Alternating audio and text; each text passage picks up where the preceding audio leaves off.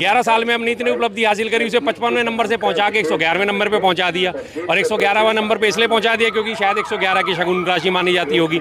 2 करोड़ रोजगार प्रतिवर्ष देने का वादा करा गया था, करोड़ों लोग आज बेरोजगार बैठे हुए हैं। कितना शानदार काम हुआ है। 25 करोड़ जनता को जब पंचर पुत्र कह देते हैं, कितना शानदार काम हुआ है देश में। 15.5 लाख का सैन्य बल हमारे पास होने के बाद फिर भी हमारे को आके अमेरिका जाके दादागिरी दिखा जाता है और एक दिन में आके अपना लठगाड़ता है, सीज फायर करो वरना तुम्हारे से व्यापार बंद कर दिया जाएगा। कितने शानदार विश्व गुरु हुए हम पिछले 11 साल में। देश हित के लिए इनको सत्ता के भूखे, इनको सत्ता चाहिए और कुछ नहीं चाहिए। कार्यकाल को क्या नाम देना चाहिए? तबाही काल, अमृत काल नहीं मृत काल, सरेंडर काल कहूंगा सबसे बड़े शब्द इसके लिए शानदार यही हुआ। तीसरे काल के शुरुआत में इन्होंने सरेंडर कर दिया, ये काल सरेंडर काल कहलाया जाएगा। हरकतें जो बीजेपी के नेता आए दिन करते रहते हैं, चाहे वो एक नहीं कई नेता गिना सकता हूँ मैं। ऐसे नेता सिर्फ बीजेपी भारतीय जनता पार्टी में पाए जाते हैं जो गंदी राजनीति करते हैं और गंदे लोग हैं। ये सबसे देशद्रोही पार्टी है, देश के विरोध काम करने वाली पार्टी, संविधान के विरोध काम करने वाली निकम्मी फनोटी पार्टी है। नमस्कार, आप देख रहे हैं 4 PM में आपके साथ नफीसा खान। मोदी सरकार के तीसरे कार्यकाल को पहला साल पूरा हो चुका और ऐसे में मंत्रिपरिषद की मीटिंग हो रही है। पीएम मोदी की मौजूदगी में ये पूरी मीटिंग होगी। 11 साल की उपलब्धियों पर चर्चा होगी और इसी के साथ बड़े संकल्प लेने की चर्चा भी होगी। लेकिन सवाल ये है कि क्या तीसरे कार्यकाल का पहला साल जो भारतीय जनता पार्टी की एनडीए सरकार को हुआ है वो मजबूत सरकार का एक नजारा रहा या फिर मजबूत सरकार की हकीकत है? मजबूत वर्सेस मजबूत पर चर्चा करेंगे और समझेंगे पहला साल कैसा रहा। और इस शर्मा जी बहुत बहुत स्वागत है आपका। शुरुआत करते हैं मंत्रिपरिषद की मीटिंग। पहला साल पूरा हो चुका है एनडीए सरकार को, मोदी जी का तीसरा कार्यकाल, क्या कुछ करना चाहेंगे? जैसे पहले 2 थे 2 जमा 2 शून्य, सीधी सी बात है। 2 घटा 2 शून्य। पहले 2 में भी 0 थे, तीसरी बार भी 0 है, 1 0 और बढ़ गई है। बस कार्यकाल को तो यही मिलेगा, पहले 1 शून्य, फिर 2 शून्य, अब तीसरा शून्य है उसमें और जुड़ गया जी। 11 साल की उपलब्धियों पर बात चल रही है। हाँ जी, 11 साल की उपलब्धियाँ इतनी है हमने हासिल करी हैं। 11 साल पहले हमारा देश जो है भुखमरी सूचकांक में 55वें नंबर पे था। 11 साल में हमने इतनी उपलब्धि हासिल करी, उसे 55वें नंबर से पहुंचा के 111वें नंबर पे पहुंचा दिया। और 111वां नंबर पे इसलिए पहुंचा दिया क्योंकि शायद 111 की शगुन राशि मानी जाती होगी। पवित्र मानते होंगे 111 को, अक्सर हम बात कहते जी 111 अच्छी सा राशि होती है, बढ़िया राशि, तो इसलिए उन्हें अच्छा नहीं लगा कि 55वां नंबर बढ़िया नहीं है यार, ये तो 2.5 में आता है, मैं इसे सैकड़े में पहुँचाऊँगा। 2.5 से उठा के उन्होंने सीधा 11 साल में सैकड़ों में पहुँचा दिया। 11 साल पहले हमारे देश में सिर्फ बीपीएल कार्ड धारकों की संख्या जो थी, जो बिलो पॉवर्टी लाइन हुआ करते थे, गरीबी रेखा से नीचे लोग हुआ करते थे, सिर्फ 22.5 करोड़। आज 11 साल की उपलब्धि में हमारे देश में गरीबी रेखा से नीचे रहने वाले कितने हो गए? 81.5 करोड़, जिन्हें 5-5 किलो राशन दिया जा रहा है। कितनी शानदार उपलब्धि है। आज से 11 साल पहले हमारे देश में जो है वैज्ञानिक काम करा करते थे, राडार के लिए काम करा करते थे, राडार डेवलप करा करते थे। 11 साल पहले एक महामानव का अवतरण होता है और वो आगे सारे वैज्ञानिकों को धता बताते हुए कहता है, अरे भाई बादल आ जाएंगे, राडार काम नहीं करेंगे, तब एयर स्ट्राइक करना। कितनी शानदार उपलब्धि हमने 11 साल में हासिल करी। आज से पहले पूरे विश्व में, पूरे देश में कहीं भी गटर की गैस से चाय का उत्पादन नहीं हुआ था। पिछले 11 साल में एक महामानव अवतरित होते हैं और वो बताते हैं आके देखो गटर की गैस से चाय भी बनाई जा सकती है। तो फिर 11 साल में उपलब्धियाँ तो हुई हैं। प्रेस फ्रीडम इंडेक्स में हमारा जो नंबर वहाँ था 53वां नंबर हुआ करता था 180 देशों में, आज वो 163 पहुँच गया है। सीधा 110 नंबर की छलांग 11 साल में। हर साल यानी कि 10 का आप बढ़ा लिए चलते चले जाइए। 11 साल में 110 नंबर सीधे बढ़ गए। पासपोर्ट इंडेक्स में हमारे पासपोर्ट की नंबर हुआ करता था 55वां, आज हमारा पासपोर्ट इंडेक्स में नंबर हो चुका है 85वां। कितनी शानदार उपलब्धि है पिछले 11 साल में। कौन कहता है पिछले 11 साल में काम नहीं हुआ? हुआ है, खूब हुआ है। देखिए तो सही कितना शानदार काम हुआ है। 2 करोड़ रोजगार प्रतिवर्ष देने का वादा करा गया था, करोड़ों लोग आज बेरोजगार बैठे हुए हैं। कितना शानदार काम हुआ है। काला धन वापस लाने की बात करी थी आज से 11 साल पहले। 11 साल में वो काला धन 2 गुने से 3 गुना पहुँच चुका है। कितना शानदार काम हुआ है। पूरे देश में जो है अलग जगाई गई थी 100 स्मार्ट सिटी बनाएंगे, 100 स्मार्ट सिटी बनाएंगे। अब हमने सत्ता संभाली, हम पूरे देश का आमूलचूल परिवर्तन कर देंगे, 100 स्मार्ट सिटी बनाएंगे। 11 साल बीत गए, 11 साल में 11 छोड़िए, एक भी स्मार्ट सिटी का कोई मुझे नाम बता दे तो मैं हकदार हूँ कि हाँ मैं गलत हूँ। तो कितना काम हुआ है 11 साल में, ऐसा नहीं है। हिंदू मुस्लिमों के आप बीच में देखिए खाई कितनी गहरी खुद गई है। हमारे देश के प्रधानमंत्री हमारे देश को 25 करोड़ जनता को जब पंचर पुत्र कह देते हैं, कितना शानदार काम हुआ है देश में। कितना शानदार काम हुआ है। 25 करोड़ जनता को कहते हैं तुम तो पंचर पुत्र हो। फिर अब ईद आई थी, पीछे मीठी ईद थी, मीठी ईद पे तमाम लोगों को इंस्ट्रक्शन जारी कर दी गई। आज से पहले 11 साल में अभी आपने कभी देखा? 11 साल पहले कभी ऐसा हुआ करता था कि ईद आ रही है और ईद पे खान पान की एडवाइजरी जारी करी जाए? कभी नहीं हुआ करता था। अब फिर से ईद आ रही है, बकरा ईद, अब फिर से ज्ञान पेलना लोगों ने शुरू कर दिया, ज्ञान बांटना शुरू कर दिया है। जीव हत्या पाप है, जीव हत्या पाप है। और वही लोग जाके सबसे पहले चिकन मटन की दुकानों पर लाइन लगा के खड़े होते हैं। जो आज इस बात को अलग जगा रहे हैं। तो 11 साल में काम हुआ है, ऐसा नहीं कह सकते कि काम नहीं हुआ है। लेकिन शर्मा जी, जब तीसरी बार भारतीय जनता पार्टी सत्ता में आई तो ये चर्चा तेज चली कि मजबूत सरकार या फिर मजबूर सरकार। एक साल में क्या नजर आया, कितनी मजबूती रही बीजेपी की इस कार्यकाल में? मजबूती आप देखिए, सबसे पहले G7 में हमारे यहाँ हर बार ऑनरेरी तरफ से बुलाया जाता था प्रधानमंत्री को। इस बार G7 में हमारे प्रधानमंत्री को न्योता ही नहीं मिला। कितनी मजबूत सरकार है, और कितनी मजबूत सरकार है। एक तरफ तो हवाला दिया जा रहा है, $4 ट्रिलियन की इकोनॉमी हो गए हैं हम, विश्व में चौथे नंबर की अर्थव्यवस्था पर आ गए हैं हम। उस $4 ट्रिलियन की अर्थव्यवस्था होने के बाद, रक्षा बजट हजारों करोड़ का होने के बाद, 6.5 लाख करोड़ का रक्षा बजट हमारा होने के बाद, 15.5 लाख का सैन्य बल हमारे पास होने के बाद, फिर भी हमारे को आके अमेरिका जाके दादागिरी दिखा जाता है और एक दिन में आके अपना लठ गाड़ता है, ट्वीट करता है, सीज फायर करो वरना तुम्हारे से व्यापार बंद कर दिया जाएगा। कितने शानदार विश्वगुरु हुए हम पिछले 11 साल में। आज से पहले किसी गांधी भी कह रहे हैं कि पीएम मोदी सरेंडर कर चुके हैं, तो जाहिर सी बात है इसे सरेंडर ही कहा जाएगा।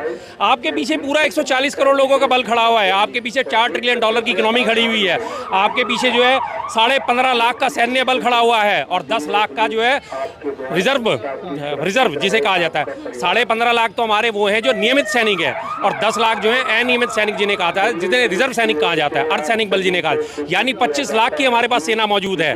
तमाम हमारे पास टैंक मौजूद हैं, हवाई मिसाइलें मौजूद हैं, हर चीज़ मौजूद है। और उसके बावजूद भी ट्रंप साहब आते हैं, कहते हैं अगर तुम दोनों ने सीज फायर नहीं करा तो मैं व्यापार बंद कर दूंगा, और वो आगे डर के मारे सरेंडर करके, हाँ जी हाँ, पाकिस्तान DGMO से फोन आया था इसलिए हमने सरेंडर किया, इसलिए हमने सीज फायर कर दिया। अरे पाकिस्तान तो सीज फायर के लिए कहेगा ही कहेगा, जब वो पिट रहा है, जब उसकी धुनाई हो रही है, जब उसकी ठुकाई हो रही है, जब उसे कुत्ते की तरह खदेड़ के मारा जा रहा है हमारी सेना द्वारा, तो वो तो गुहार लगाएगा ही लगाएगा। आप पीछे क्यों हट गए?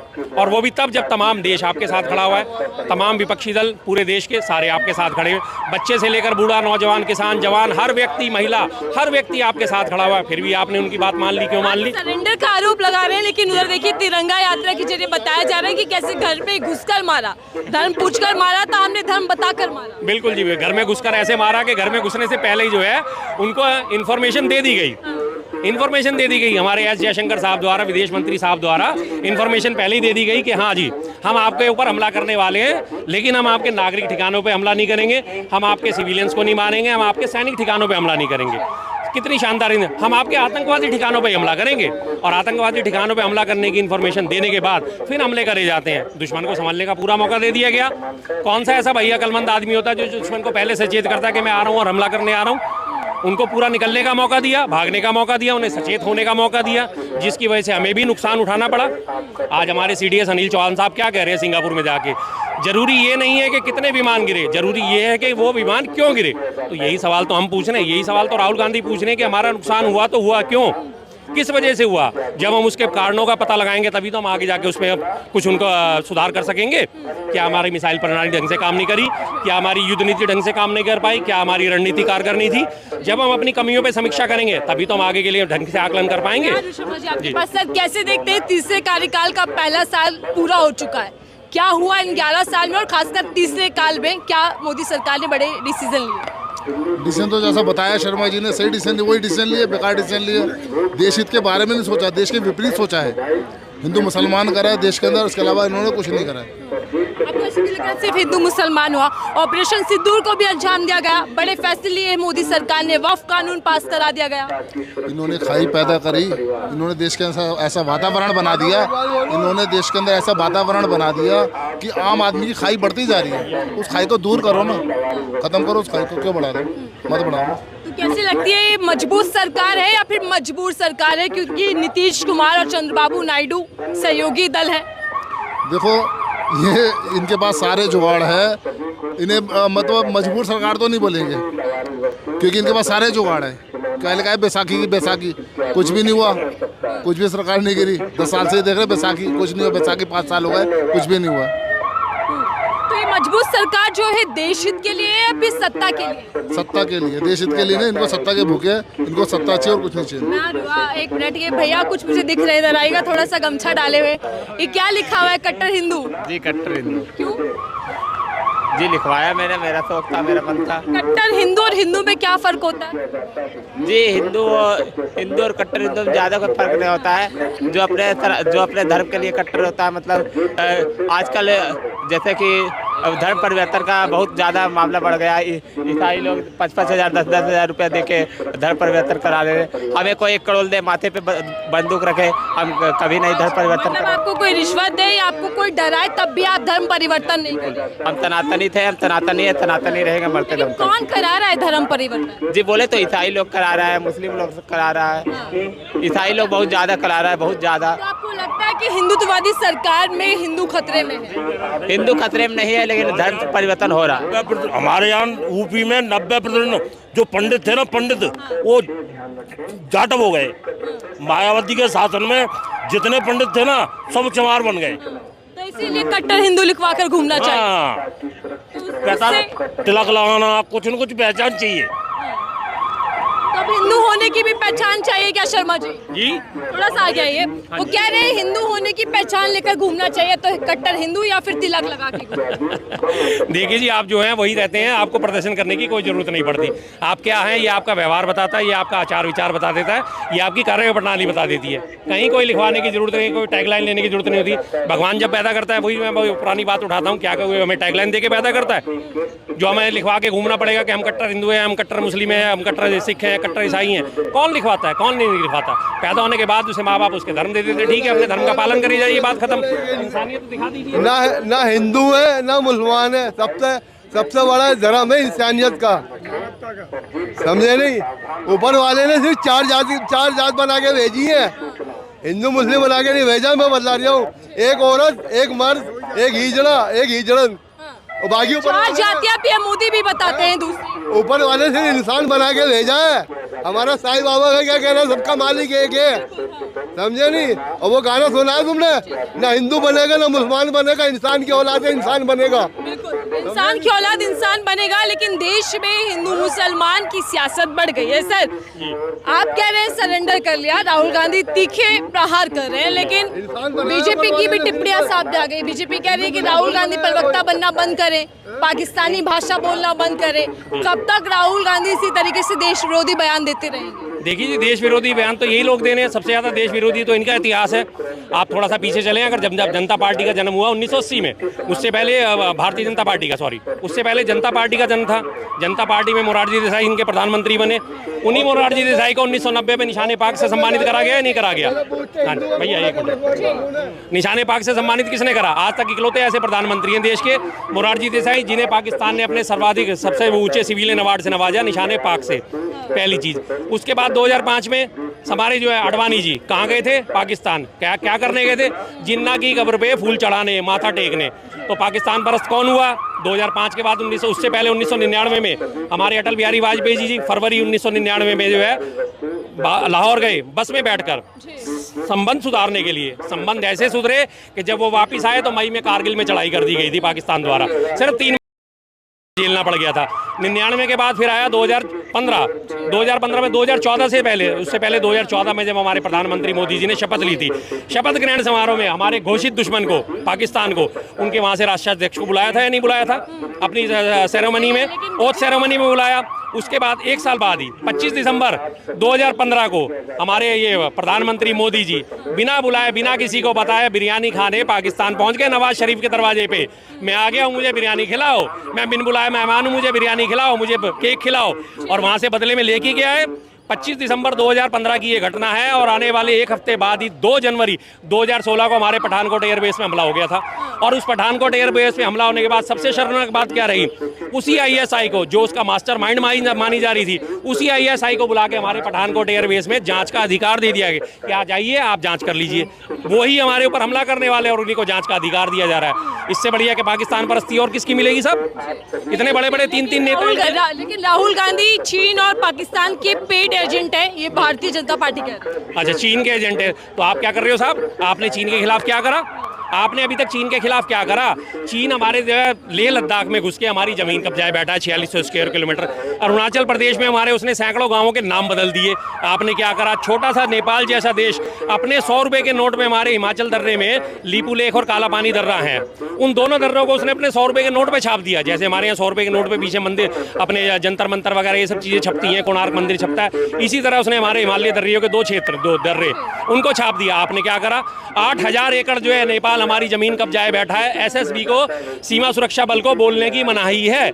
ऐसे ऐसे छोटे छोटे देश हमें आंख दिखा रहे हैं और आप कहते हो कि जी चीन की भाषा बोल रहे हैं। चीन की भाषा तो आप बोल रहे हो। चीन ने 2019 में गलवान घाटी में आक्रमण करा था, हमारे 19 सैनिकों को शहीद करवा दिया आपने। 19 सैनिक शहीद हुए और हमारी जो वहाँ पे नियंत्रण रेखा थी, चीनी सैनिक उसे क्रॉस करके अंदर आ गए थे। नियंत्रण रेखा पे 1962 युद्ध के, भारत और चीन युद्ध के हीरो हमारे मेजर शैतान सिंह का स्मारक बना हुआ था, परमवीर चक्र विजेता का स्मारक बना हुआ था, उसे चीनियों ने कब्जा कर लिया और उसे तोड़ दिया। लेकिन हमारे जनता को उन्होंने ये बात बाहर नहीं आने दी और उसके बाद आज वहाँ पे क्या है, बफर जोन बना दिया है उसे, उस जोन को खत्म ही कर दिया वहाँ पे। परमवीर चक्र विजेता का अपमान। और उसके बाद हमारे मोदी जी ने अब बदला कैसे लिया, टिकटॉक ऐप बैन करके। टिकटॉक बैन ऐप कर दी जी, मैंने चाइना से बदला ले लिया और उसके बाद चाइना को क्लीन चिट दे दी। ना कोई आया ना कोई घुसा है, ना कोई आया ना कोई घुसा है। कार्यकाल को क्या नाम देना चाहिए? तबाही काल। आने वाले टाइम में और आपको देखने तबाही मिलेगी। बिल्कुल बिल्कुल। सरेंडर काल दावा किया जाता है। अमृत काल नहीं, मृत काल। सरेंडर काल कहूंगा सबसे बड़े शब्द इसके लिए शानदार यही होगा।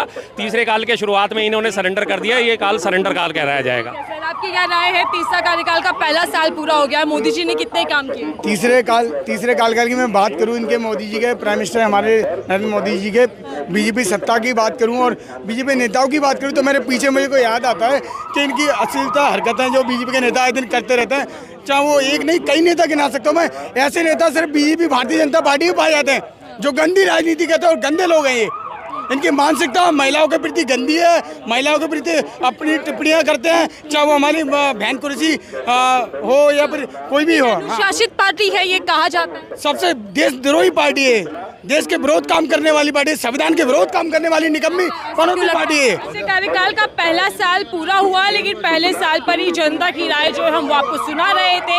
अमृतकाल, अच्छे दिन का दावा भारतीय जनता पार्टी लगातार करती रही है, लेकिन क्या 11 साल में देश के हालात सुधरे और गरीबों की अच्छी दिन आए हैं? इस पर आपकी राय कैसे साझा कीजिएगा? देखते रहिए 4PM, आपके साथ नफीसा खान।